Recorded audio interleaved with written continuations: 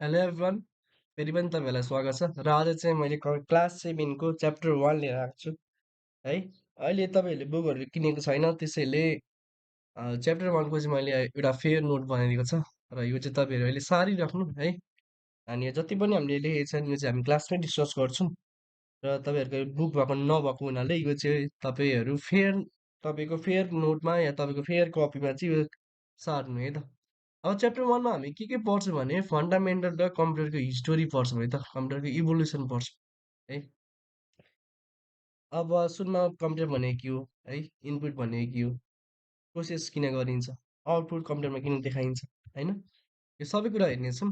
र कम्प्युटर कुन कुन सेक्टरहरूमा युज हुन्छ होइन, के कामको लागि युज हुन्छ त्यो पनि हामी डिस्कस गर्नेछौँ फर्दर है। एउटा एडुकेसन सेक्टर भयो, अर्को भनेको हेल्थ एन्ड मेडिकल सेक्टर छ है, मेडिकलहरूमा किन युज हुन्छ है, ब्याङ्कहरूमा किन युज हुन्छ, अफिसहरूमा किन युज गरिन्छ, इन्टरटेनमेन्ट सेक्टरहरूमा र होमहरूमा किन युज गरिन्छ, र ट्रान्सपोर्टेसनमा किन युज गरिन्छ, यो सबै हामी डिस्कस गर्नेछौँ।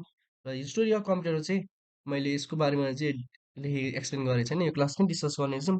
र हाम्रो हिस्टोरी अफ कम्प्युटरमा सुरुमा कुन डिभाइसहरू थियो त्यो चाहिँ मैले सिक्वेन्सियली लेखेको छ। सुरुमा एबकस आयो है, यसको फुल फर्म छँदैछ र यो फर्स्ट क्याल्कुलेसन डिभाइस हो। यो चाहिँ अराउन्ड 500 BC-मा इस्टाब्लिस भएको थियो।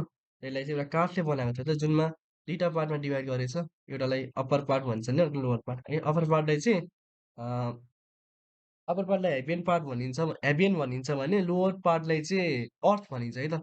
अब हेर्नु, तपाईँको अप्पर पार्टमा दुईवटा बिट्स छ है त, दुईवटा दाना छ। एउटा दानालाई एउटा दानाको भ्यालु चाहिँ 5 भयो त, एउटा बिट्सको भ्यालु 5 भने दुईवटाको कति भयो, 10 भयो है त।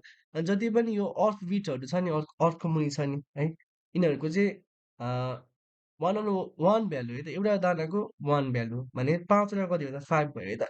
सबैलाई जोडेर चाहिँ 5 भयो। अब यो कसरी क्याल्कुलेसन गर्ने, यहाँबाट कसरी एडिसन गरिन्छ, र बुझ्नुपर्ने कुरा भन्दा चाहिँ एबाकसबाट बेसिक एडिसन सब्ट्र्याक्सन मात्रै गर्न सकिन्छ है त, लार्ज क्याल्कुलेसनहरू गर्न सकिँदैन है त। र नेपियर बोनहरू छ, त्यसपछि स्लाइड रुल आयो है, पास्कलाइन आयो, स्टेप रेकनर्स भन्ने आयो, डिफ्रेन्ट इन्जिन आयो। यो मजाले तपाईँहरूले नोटमा राम्ररी छ भने जस्तै हेर्नु है त, नेपियर बोन जस्तै मैले सबैलाई बुदामा राखेको छ है त, बुदामा लेखेको छ पोइन्ट बाई पोइन्ट है। सुरुमा अब हामीले के हिस्टोरी कम्प्युटर हामीले बुझ्ने भने के भने एउटा नेपियर एउटा नेपियर बोन भन्ने डिभाइस छ है, जुन चाहिँ कसले बनाएको भने जोन नेपियरले है। जोन नेपियरले बनाएको थियो, त्यसरी त्यो डिभाइसको नाम पनि के भयो, नेपियर बोन राख्यो है त। अब यो चाहिँ कहिले इन्भेन्टेड भएको थियो भने 1617 एडीमा के एडीमा चाहिँ के भएको थियो, इस्टाब्लिस भएको थियो। अनि योबाट चाहिँ हामीले मल्टिप्लिकेसन डिभिजन मात्रै गर्न सकिँदैन त, कुनै पनि नम्बरको मल्टिप्लिकेसन र डिभिजन मात्रै गर्न सकिन्छ है। त्यसै गरी हामीसँग अरू मेसिनहरू पनि आयो है। यो मेसिन जति पनि डिभाइसहरू छ नि, यो चाहिँ हाम्रो मेकानिकल इरामा बेस छ है। त्यसपछि हाम्रो इलेक्ट्रोमेकानिकल इरा आयो, त्यसपछि मात्रै इलेक्ट्रोनिक कम्प्युटरहरू आएको है त।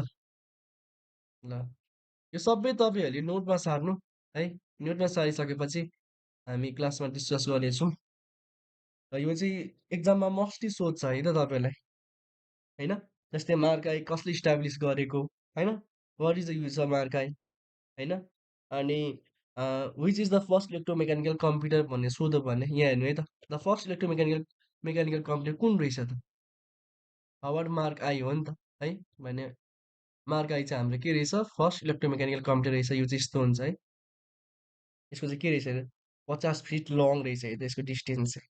र यसको उचाइमा चाहिँ हाइट चाहिँ कति छ, 8 फिट छ है त। यस्तै कुराहरू गर्छौँ हामी।